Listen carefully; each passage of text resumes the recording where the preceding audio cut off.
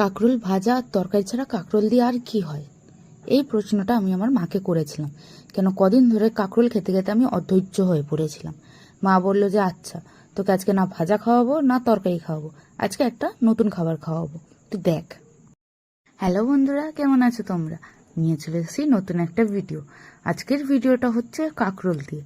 তো কাঁকরোলের কি হচ্ছে, এখানটা মা দুটো কাঁকরোল মিডিল দিয়ে কেটে তার সাথে দুটো আলু সিদ্ধ করে নিয়েছে। সিদ্ধ করে কাঁকরোলের কিন্তু ভেতরে যে দানাটা হয় চামচের সাহায্যে বের করে নিয়েছে আর খোলাটাকে আলাদা করে নিয়েছে। এখানটা দেখতেই পাচ্ছ যে কিভাবে খোলাটা আলাদা করে নিয়েছে। তো এবার যে আলু আর কাঁকরোলের দানাটা ছিল এটা কিন্তু মা ভালো করে চামচ দিয়ে স্ম্যাশ করে নিয়েছে।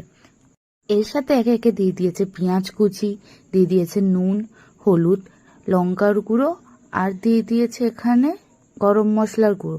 আপনারা চাইলে কিন্তু এর ভেতর কাঁচা লঙ্কা কুচি অ্যাড করতে পারেন, আমি খাই না বলে মা দেয়নি। তারপর এর ভেতর দিয়েছে জিরের গুঁড়ো, দিয়েছে একটুকুনি চিনি। চিনি দিয়ে ভালো করে কিন্তু এটা মিশিয়ে নেওয়া হয়ে গেছে। এটা হয়ে গেল আমাদের কাঁকরোলের ভেতরের পুর। তো এবার এটা মেশানো হয়ে গেছে। আগে থেকে যে ছাড়ানো খোসাটা ছিল কাঁকরোলের, ওর ভেতরে এবার আমরা কিন্তু এই পুরটাকে ভালো করে ভরে দেবো। দেখতেই পাচ্ছেন কিভাবে পুরটাকে ভালো করে ভরে দিয়েছি। এইভাবে কিন্তু আমরা সবকটা পুর ভরে নিচ্ছি। এইগুলোকে ভাজার জন্য বেসনের কিন্তু একটা ব্যাটার তৈরি করে নিচ্ছি।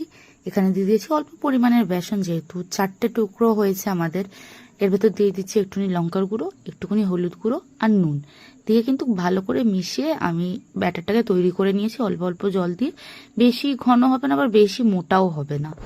আচ্ছা, আপনারা তো অনেকজন আমাদের ভিডিও দেখেন কিন্তু চ্যানেলটাকে সাবস্ক্রাইব করেন না।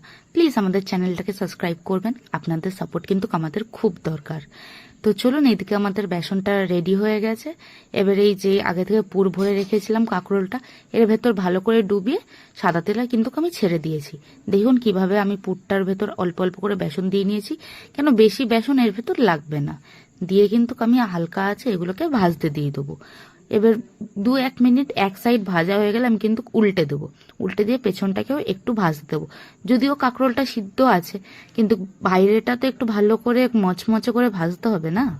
এই দুটো তো আমাদের ভাজা হয়ে গেছে, বাকি দুটোও কিন্তু আমরা এইভাবে ভালো করে ভেজে নেব। এইভাবে কাঁকরোলের পকোড়া করলে ভেতরটা একটা সফট পুর থাকে আর বেসন দিয়ে ভাজার জন্য বাইরেটা কিন্তু একটা ভালো ক্রাঞ্চি থাকে। আপনারা চাইলে এটা অ্যাজ আ স্ন্যাক্সও খেতে পারেন কিংবা ভাতের সাথেও খেতে পারেন, খুব ভালো লাগে কিন্তু খেতে। বাড়িতে কিন্তু একবার অবশ্যই ট্রাই করবেন। আজকের জন্য এইটুকুনি, দেখা হবে নতুন একটা ভিডিওর দিকে লাইক করতে ভুলবেন না, কমেন্ট করতে ভুলবেন না, প্লিজ একটা শেয়ার করে দেবেন। আর চ্যানেলে নতুন হলে প্লিজ চ্যানেলটাকে সাবস্ক্রাইব করে দেবেন। আবার দেখা পাবেন নতুন একটা ভিডিও। বাই।